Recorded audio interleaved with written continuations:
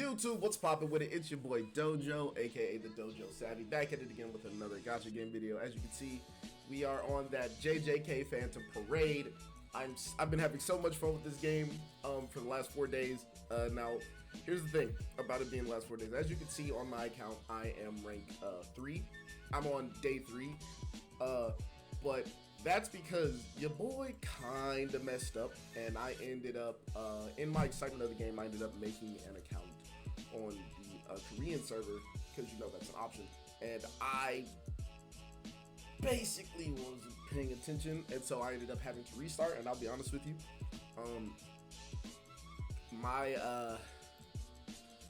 my friends are on EU and NA. Most of my friends are on EU, so I made an EU account. But yes, I have been playing for 4 days, give or take. I've been enjoying the game, and as you can see, I have a decent amount of SSRs. I actually have 5 SSRs, which is crazy. I haven't spent any money in the game yet. The game has just been blessing me, and as you can see, I have, let me see, 1, 2, 3, 4, 5, yep, 5 SSRs. And yeah, this video, as you guys saw in the title, is called Plan Your Summons, right? So I have the JJK wiki up, which we're gonna transition to that right now. There we go. Fingers messed up, I'm sorry. But yeah, so here we are at the JJK wiki. Now you guys will see me look to my left a lot, and that is because in preparation for this video, your boy actually made a script of all the characters coming out that I personally believe that you should summon for. So yeah, well, you know, I came prepared, right? And the first character or characters that are coming out, which we will be using the Japanese one for this just to make it easier, and he's also, this will be the movie movie. An exclusive, let's do that, exclusive. We're gonna call them exclusive characters, okay? So the first major must-have character in the game is my brother's favorite character, Yuta Okkotsu. He is type red, and he's an attacker. Now, as you all know, in the current game, right now, we only have, I believe, if we go back to SSR characters,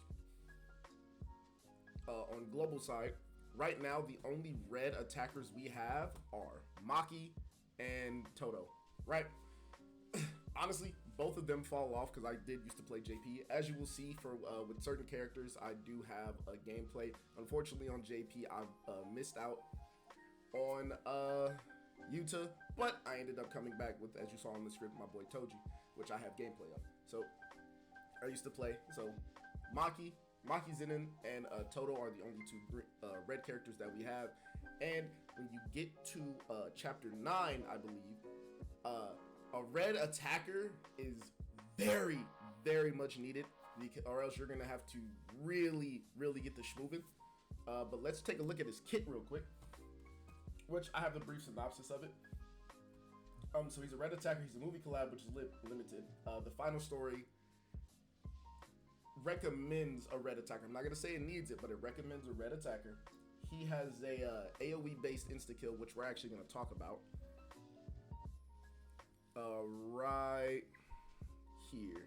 Hold on, where is it at? You can damage. There it is. So his skill, Curse Speech. So it deals 135% Jujutsu damage to all enemies, which Jujutsu is, I believe, cursed damage, because they swapped it for global. Decreases all enemies' crit resistance, and depending on own Jujutsu and enemies' remaining HP, instantly kill the enemy. So he has an insta kill attack. He's an AoE attacker, which means he's hitting everybody on the board, which I'll be honest with you, phenomenal, especially at the start, because it saves you. It quickens your DPS because you're hitting everything and you're not having to individually target every unit and like, okay, here. No, it's just boom, one big explosion. And the fact that, you know, if you're lucky, you might get lucky. I know that my friend Lieb, who got me into the game, he showed me a video. I could probably ask him if he can record it, which it was crazy. He ended up instantly killing. I think he lowered like 3 cursed spirits things, and next thing you know, he like, mind you, these are general units. I'm gonna, because it says summon enemies excluded, so we're gonna say like real big boss units of like the break bars and everything. But I think it was like 3 quote unquote high level, yet like run of the mill enemies. He ended up just insta killing all 3 of them, like on a wave, and I was just like, dang, it was crazy. It was crazy, right? But he is limited. He is counted as a quote unquote collab character from how they ran it on JP. I don't believe he's had a rerun yet. I'll actually confirm, which you guys get a little note on whether or not he has had a rerun yet. But he is definitely a must-have. I believe he's still one of the highest damage dealing red attackers in the game right now. Now here's the thing about him, right? If we go to home, if it'll let me. Alright, if we go home and then we go to global, right? I don't know why these ads keep popping up. There is a, where is it at? Global. Yes. So before Yuta comes out, we're gonna have supposedly, depending on how they follow through with if they follow through all the way through with JP's timeline, we are supposed to have 2 banners before him. We're supposed to have Junpei, which is coming up on the 16th, which is in 6 days, obviously. Well, 5 days, 12 hours. I'm saying 6 days is the 10th. But in 5 to 6 days, Junpei is supposed to be releasing on global. I'll be honest with you, from what I remember and from what a couple of my friends who also played JP with me remember, and from the couple of videos that we watched, he fell off immediately. I'll be honest with you, I summoned on Junpei and I regretted it like immediately after. And here's the thing, he's a premium unit. I think that's what Global is using right now. He is a premium unit, which means he will be added to the pool later on, probably around like half anniversary. So he is qualified as a, I play Last Claudia, so we call units like these general units, so they'll be added to these general / standard banner later. Following him, which we can just go here, because I still have my JP account. Following him, Megumi will also be released after, right? He, again, this is all depending on whether or not they follow JP's timeline the way they did it here, because it was Junpei, then Megumi. He is also a skip. He's an attacker, but we're not worried about that. They'll both be added later. Right now is the time to, as you said in the video, plan your summons, and getting Yuta is definitely going to be a huge boon to your account. So Megumi and Junpei, immediate skips. Just save whatever events, whatever materials and stuff that they give us from the events, stack them all up. Right now is the time to really just be focusing on whatever SSRs you got. Mind you, if you paid attention, boom, we are getting a free SSR guaranteed ticket just from logging in for 7 days. And on top of that, if you remember from Twitter, which is going to be shown up right here, we are also getting another free SSR guaranteed character for logging in for 5 days, I believe. So we'll be getting both of these roughly around the same day. So that's 2 more SSR characters that will be added to your account for free, which free-to-play players, this is a huge boon for people like y'all and for me, because I do probably might play on that Korean account like here and there. So, you know, I'll probably be doing like free-to-play versus paid, which this main account will be paid. I will be buying summons on here from time to time, saving y'all time, right, and wasting mine. But I'm yeah, so let's get back to it, right? So these 2, so Megumi and Junpei, immediate skips. Yuta, full send, him and his recollection, full send away. Now here's the thing with Yuta, right? And this is for all the people who are Geto fans. Our boy Geto is releasing with him. He's an attacker, But I'll be honest with you. He's like a pseudo attacker, pseudo debuffer. Personally, I didn't summon for him mainly because I wasn't whaling at the time. I wasn't spending money on that gacha game at the time because I was focused on my last Claudia content. But this year, this time on global, I'm definitely probably gonna whale. Will I summon for him? Mainly because I know what's coming next. So I'm gonna ease up on him for a little bit, and you guys will also know what's coming next. Why? Because it just so happens. But as you can see, my notes, plain or summon. So Satoru Gojo, my camera is in the way, but it's fine. Satoru Gojo, on the side, you can see he's a green debuffer. He still leaves after a set amount of turns, so he's following the current Gojo that we have in the game, which is Blue Gojo. He leaves after 7 turns. Now, here's the difference between both of these Gojos, right? As you can see, I have it bold, emboldened. Will leave the field after ult. Use wisely. So, if we scroll down to his ult, Ultimate Hollow Purple Technique, deals 1000% range damage, which if we max it out, deals 1999 range Jujutsu damage to all enemies, decreases all enemies' ultimate count gauge by 2, and leaves the field. So, this man is the definition of once he just uses his ultimate, he leaves. Right? And I'll be honest with you. Mind you, again, 7 turns. So this just essentially, he'll nuke the field and then he'll leave. Right? So you definitely, what I've been doing is I tend to currently right now, unless it requires like a blue character, I put my Gojo in the back line just in case another character dies. I can have him come in, build up his ult, nuke, and then take advantage of his immunity to damage.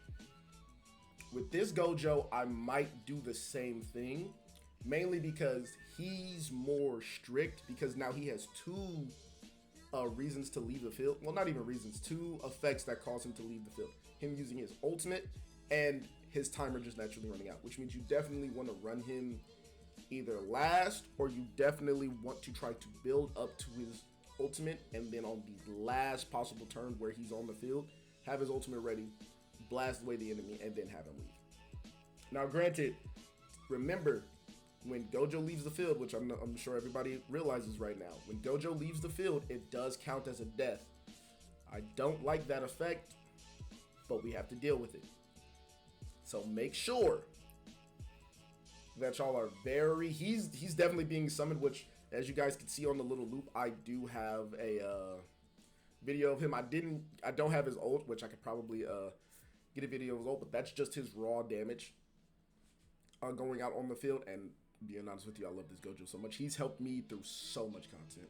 Right now, you want to know what's ironic about this Gojo coming out? Another Gojo's coming out. We are getting another Gojo. Now, here's the thing, right? Here's the thing about these Gojos, right? So the Gojo that we currently have in game, which I have to look at just to make sure because I forgot. The Gojo that we currently have in game is blue. The Gojo that is Hollow Purple Technique is green. And this Gojo, as you guys can see in my thing, which I hope this is coming through clear, is yellow. 3 is yellow. So yes, we have 3 Gojos covering 3 different elements. Now here's the thing. Here's the thing about that. You cannot run multiples of the same character. So you can't run Gojo, Gojo, Gojo. You gotta run one Gojo, and that's it. Now, here's the thing with this Gojo. Unlike the other 2 Gojos, he does not leave the field after a set amount of turns. Right? However, he also does not have full immunity, which we're going to discuss right here. So, specifically this. Skill 2, Limitless Curse Technique. We'll do this. Grants attack immunity to self for 3 turns, increases own damage received by 30%, and increases on Jujutsu damage special by 50% for 5 turns. While increases effective charges changes skill into curse technique disclosure. Increases own damage by 80%, increases critical rate by 80%. Now, here's the thing. We're going to go down and look at his passive before we go over the rest of his skills. So, auto skills. Limitless curse technique. At the start of battle, grants attack immunity to itself for 2 turns. So you have 2 turns at the start of battle where you have immunity, right? Increases own damage received by 30%, 2 turns. Increases own Jujutsu damage special by 5 turns. So, like, I'm not gonna say he's a glass cannon. He's more of a he's a sustained Gojo, which, as you guys can see in the video, man's is chonking damage right now, right? There is I think it's right here. His first skill deals melee damage combined to damage equal to 208.2% taijutsu and 158.2 jutsu to the selected enemy. Attracts the enemies. Attacks 2 self. 1 turn chance 35%. Fills ultimate skill gauge more than other skills, right? So his basic attack basically brings up his ultimate quicker. Now here's the thing. It attracts the selected enemy attacks to itself. So personally, what I used to do, if it worked, it was, again, one turn chance is 35%. I would immediately attack the boss, right? Just so that I can go off of this. Like, if like, as soon as we get to the boss, I would immediately try to attack him just to attract them to him, just to attract them to him, so that I wouldn't have to deal with their attacks that much. As long as I knew that they did single targets, which a lot of bosses further on in the game start getting AoEs and very damaging. Their AoEs are scary. Their single targets are horrifying. But yeah, so yes, that is Yellow Gojo, and he is supposed to be coming out, I believe, if we go back to when he released, this was May. This was around May, so hopefully he's still releasing around there, which means, again, you can plan your summons out on how you wish to approach these characters as they release, building up. Here's the thing. After him, which hopefully everybody gets him early. I'm not going to do a whole bunch of cuts because I don't feel like it's really necessary for me to do cuts in this video. But, boom. Because here's the thing. Our boy Toji, the GOAT, releases. The GOAT releases immediately after. Well, not immediately after. Sort of, kind of like, he follows very closely behind. On JP, he followed very closely behind, as you can see from this video right here. He follows very closely behind. And here's the thing. If you didn't get our boy Yuta, congratulations. If you didn't get our boy Yuta, but you get him, he can slot in to where Yuta would be. Now, if you get both of them, congratulations. Damage, right? So, and as you can see, I have him releasing around June. 6-3, June. He's a red attacker.